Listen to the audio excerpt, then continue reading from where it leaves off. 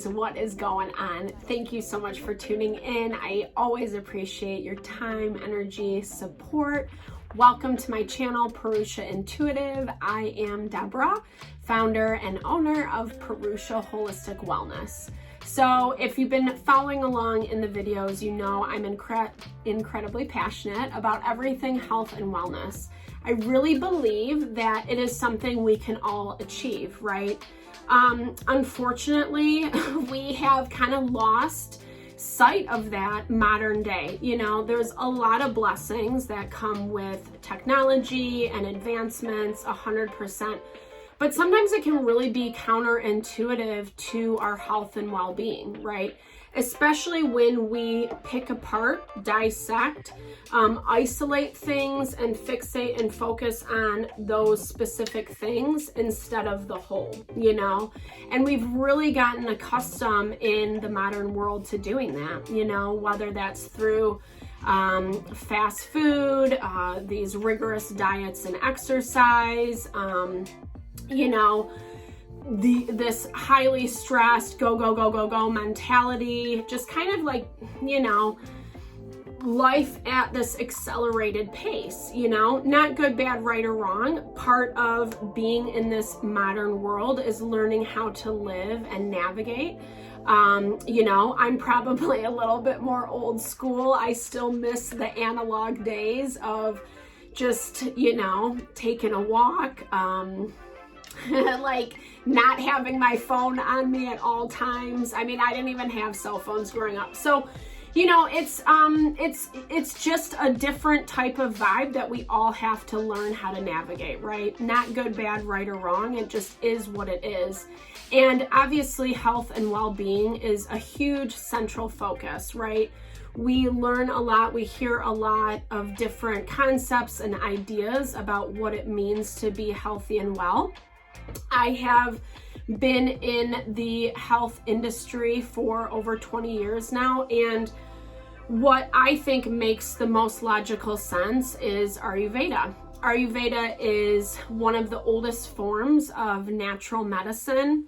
It is coined the science of life, and I tell you the truth, it is exactly that, right? It is, like I've mentioned in previous videos, I mean, it's just like someone studied, you know, the body, the physiology, took all these notes, and, you know, when one implements these protocols, this lifestyle, this way of living, really living in tune with our body, with our natural rhythms, taking into account the times of day, how we're practicing, where we're putting our time and our energy, sleep, wake, food, you know, when we kind of take all those things into account and live according to what our physiology wants, that is when we thrive, right?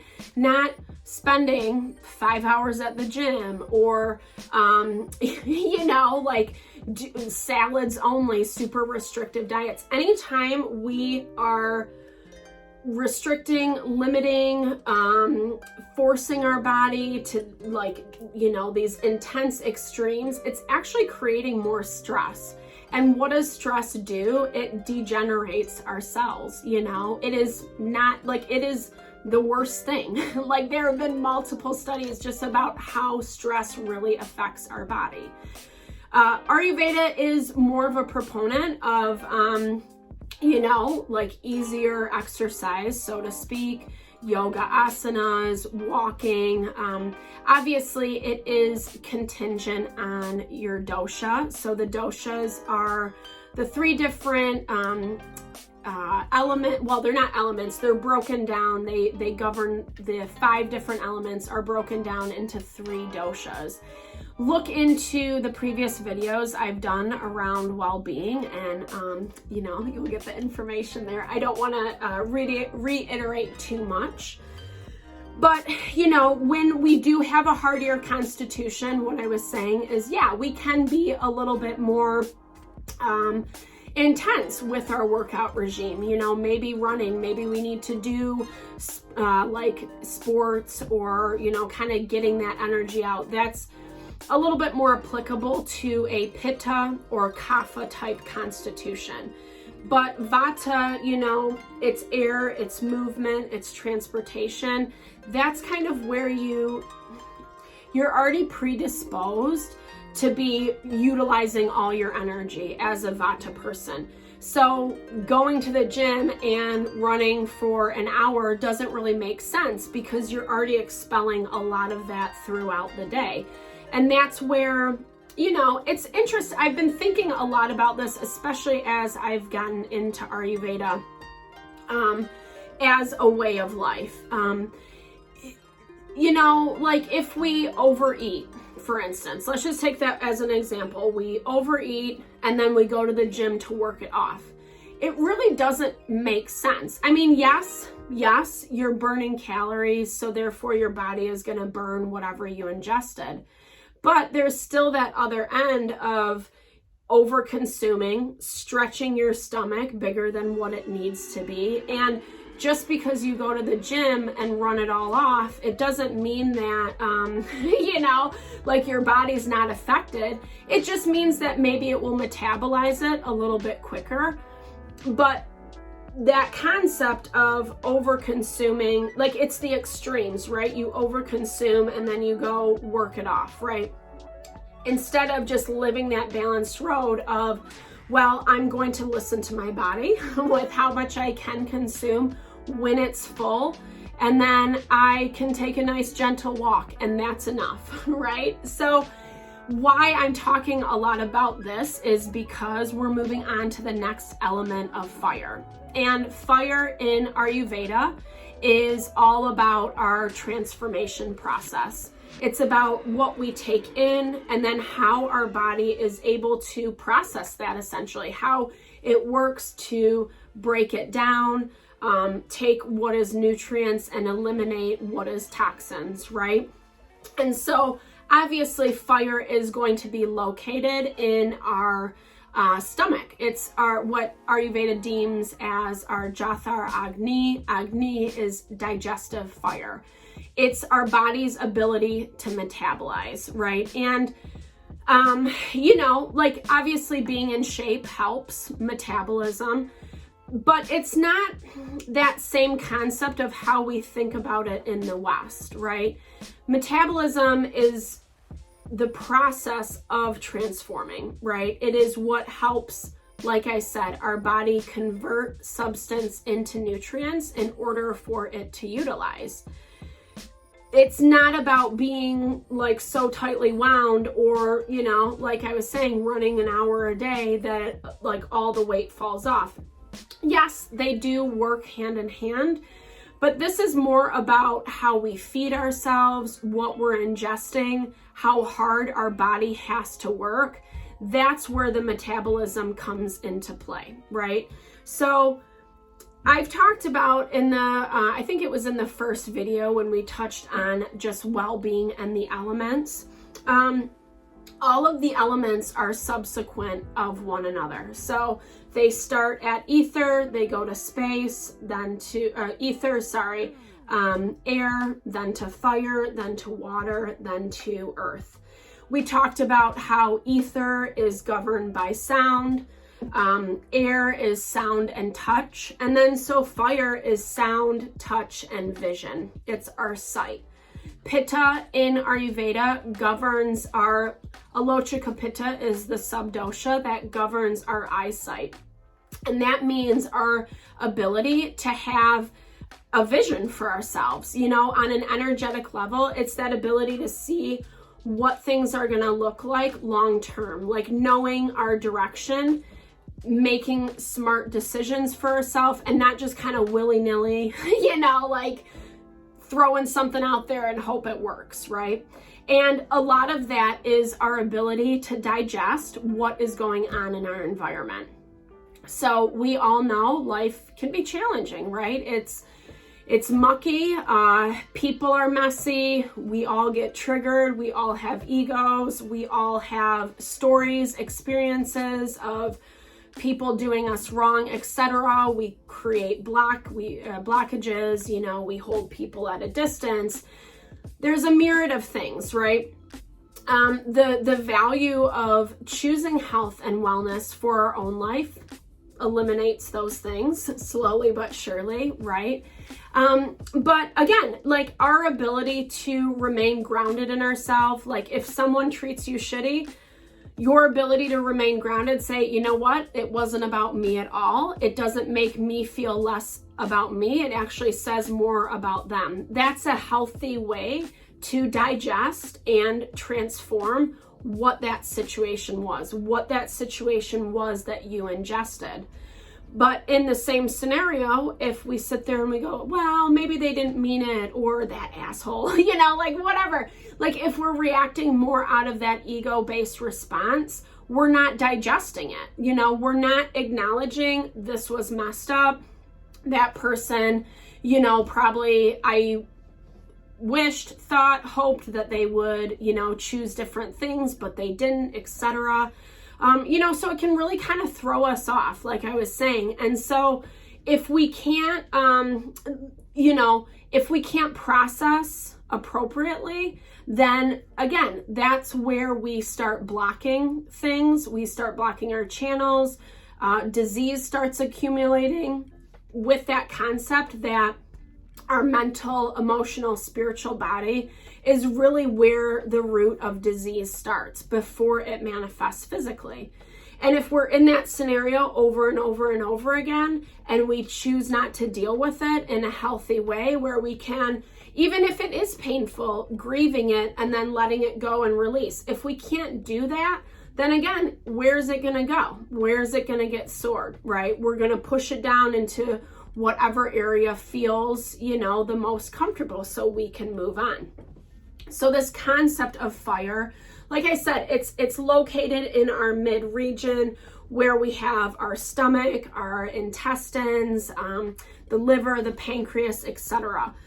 So it governs the stomach, digestive enzymes, liver, neurotransmitters, eyes, cellular metabolism, nucleic acid, Agni, like I talked about, and components of each dhatu. So dhatus are our tissues. That's how it translates. And it's basically what we ingest, then transform. Those are the building blocks for our tissues. So you can't create healthy tissue from undigested product, right? If we're not digesting, it's like it stays in its form, right? And like I said, it gets lodged somewhere in the body. I really like, one of my favorite Vadyas is Dr. Vasant Lad. He has a lot of amazing books. He's based out of Nevada, I believe, or New Mexico. Sorry, one of the two. I think it's New Mexico. But really just wise person, amazing school of thought. And this is what he says. So Tejas, or fire, governs body temperature. It is the psychophysiological radiant heat energy directing all transformative processes of life. Described as the light of knowledge, it is the energy for understanding, comprehension, and intelligence. I think that's so powerful, right? When we think about it on this level of our ability to digest what we see, what we take in, the way it affects us, how we handle it, etc. That actually corresponds with our level of awareness, our level of intelligence, and therefore understanding. Someone who is not as aware is gonna get pissed off at that person who screwed them over or did them wrong, right? I mean, I think that's a natural response. I'm not hating on it. It's when we live in that cycle, right? When we live in the anger, the hate, the frustration, that becomes lack of awareness. It's our inability to move on because we're fixating, we're obsessing. Essentially, it's a codependent energy, right? And I'm not saying it's easy to just, oh, this is so sad, let me grieve it and move on. That's not easy either, right? It actually takes intelligence, awareness, mindfulness. And one of the easiest ways, in my opinion, that we can grow that, strengthen that within ourselves, that level of awareness, is through meditation, specifically transcendental meditation. There have been numerous studies on the value from allowing our brain to slow down its brain waves. There's something called alpha 1 brain waves, which is it's like the ninja of all brain waves, right? It is the maximum possible connections in the most fluid manner. I would encourage you to look up a brain map, especially as it relates to transcendental meditation. It's phenomenal. And I know from my own experience, it has really helped calm me. I have a lot of fire, so I can resonate with this. I like to run my mouth at times, it feels good. But it might feel good while it's coming out, but at the end of it, it never does. I like to think I am a kind and loving person. I love to give love to the best of my ability, to be understanding and empathetic to other people, their triggering, their situation, So after I throw my little temper tantrum, it's like, well, that didn't feel good. I mean, maybe it felt good at the time, but it really didn't feel good. And all that temper tantrum is imbalanced fire energy within me, right? And it could be as simple as eating something that ignited that fire, right? Any spicy foods, anything that's drying, like alcohol, or, alcohol's the main one. Trying to think, just anything that kind of triggers that response, that heat, that anger within our body. Anger is stored in the liver. Obviously, the liver corresponds with alcohol. So those are the things that, we need to be mindful and aware of. And so if we're having a bad day or we're feeling upset, etc., maybe we just stay away from the fiery things. So yeah, when we are storing that anger, it really is about, again, our inability to process what's going on in our world. We might not like something, it might hurt us, and so we shove it down, right? And then it rears its head as anger, especially in that scenario I was talking about earlier, And then if we have ingested something that is very heating to our physiology, it's going to be like that. Fire is quick. It can, get really big really quickly, right? It's all consuming. And actually, Pitta is a balance of fire and water energy, right? So we want to make sure that we're not letting that flame get too hot. That's when we have the anger, the aggression, the frustration, just not really feeling happy in our lives. And we're losing some of that water energy, right? Our ability to kind of attach to our emotions and our feelings and what is going on in our life. But when they're in equal balance, then the fire is not going to get too out of control. And neither are the emotions, right? Actually, that's a really good assimilation when, we're letting our emotional world kind of dictate. We don't have that fire energy to process and to transform. The water energy being our emotions, the way we see, sense, feel what is going on in our world. Water governs sound, touch, vision, and taste. So all those different senses that we kind of, how we receive information, all are affected by our emotions and our feelings, And if we're not acknowledging them, then we're putting too much on the fire end. But when we're overly acknowledging them, then we're not allowing ourselves to really process through what is going on. And it's easier said than done. This is all learning who we are, being awareness with who we are, how we, how we naturally present ourselves in this world, how we naturally show up. Do we have more fiery energy? Do we have a tendency towards more emotion? Do we have a tendency towards intellect, only rationalizing our way through things?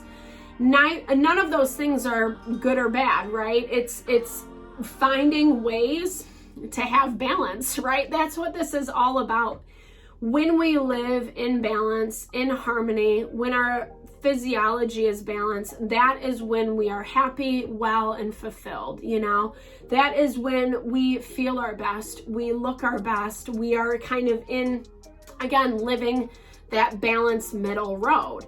And anytime, like I was saying earlier, we go too far one way, then we have to swing back into balance the other way, you know? It's kind of hard if you think about like the pendulum, right? It's kind of hard to stop that momentum of going all the way back. You know, that stop right at the middle point, that's really hard to do. It's going to take a little bit of, you know, the back and forth to kind of settle down. So like I was saying, the ultimate goal is really finding that balance. Do I think we can do it in this lifetime? You know, I think we have a lot to navigate around. There's a lot of environmental factors, just things that we ingest. But the cool thing is, as humans, our brain, it's always pursuing growth and evolution, right? Like our brain is looking for the most pleasurable form of living. You know, that's why addiction can be so enticing, right? Because we're seeking that pleasure, and not pleasure in a bad sense. I think pleasure in ways that we deserve. But as humans, we can often get it, you know, conflicted with what's actually like life honoring for our health and well-being versus what is really actually just bringing us down, what's kind of like low vibey, you know? If we self-medicate, for instance, it's never going to feel good, you know, at the end of the day. And if anything, you end up feeling worse after the fact, right? So it's, again, it's all about finding that balanced middle road, and that's going to be different for everybody, you know? There's no one right way to live a well life. Yes, obviously there are suggestions about diet and exercise habits and routines, etc. We're, you know, not stupid. We know what those are, right? But I think in terms of individual medicine, what is highest and best for us, if you are a Kapha energy, Kapha has a sturdier constitution, you know, usually has a little bit more natural weight on them, just strong. Kapha energy is all about cohesion and the building blocks that keep us together. That person can handle a little bit more fire energy. But a Vata or Pitta person, air and fire, you know, you want to be a little bit more mindful about how much fire you're feeding yourself if you fall into that category. If you're interested, definitely look at a dosha quiz online. There's several free resources. It's really interesting just to know how your constitution is, like what you're comprised of.